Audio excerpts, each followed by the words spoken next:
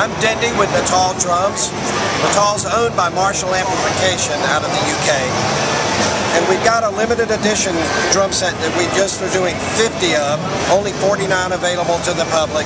One of them will be in the Marshall Museum in the UK. Let's take a look.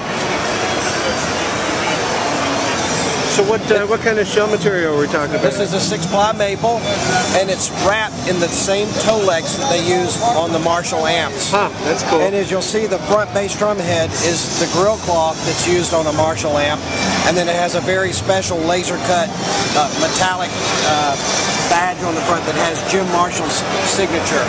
That's cool. I think a lot of people aren't aware that Jim Marshall's a drummer. Absolutely.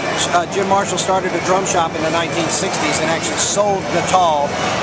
John Bonham actually played Natal congas on all the albums and all the tours.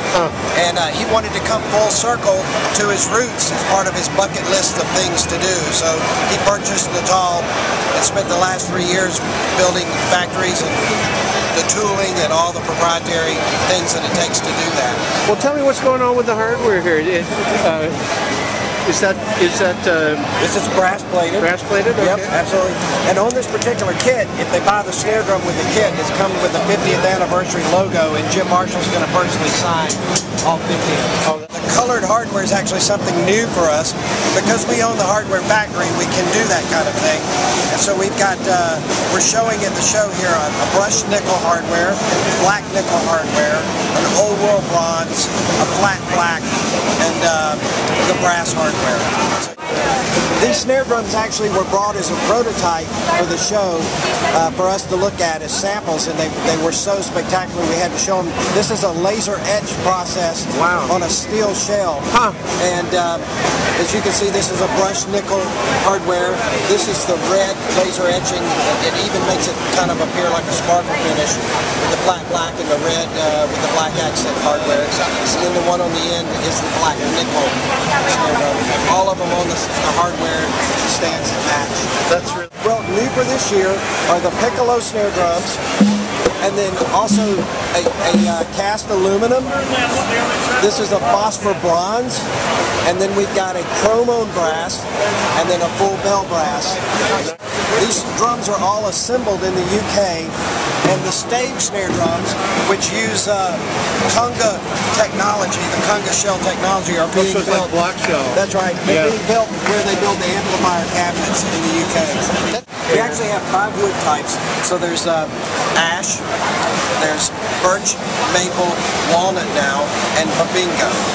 And all these finishes that you see are painted finishes. All these sparkle finishes are painted.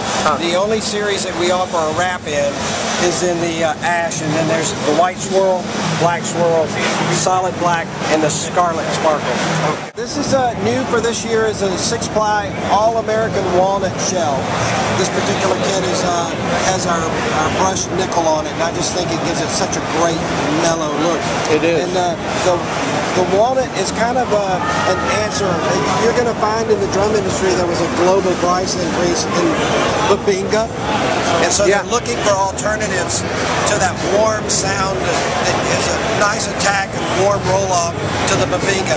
We still have babinga, but the walnut's a nice alternative. The great drum engraver John Aldridge, we sent him a snare drum and said come up with something, and he put our sun logo on here and then did a great tribal effect on it. And he's going to be 50 of these. Okay. And then it's called the Power and Glory snare drum. And on the back side it has a kind of a blown out section that has the Union flag, the British flag, with the Power and Glory logo on there. So is that brass? This is a bronze shell. A bronze shell, okay. Yeah, absolutely.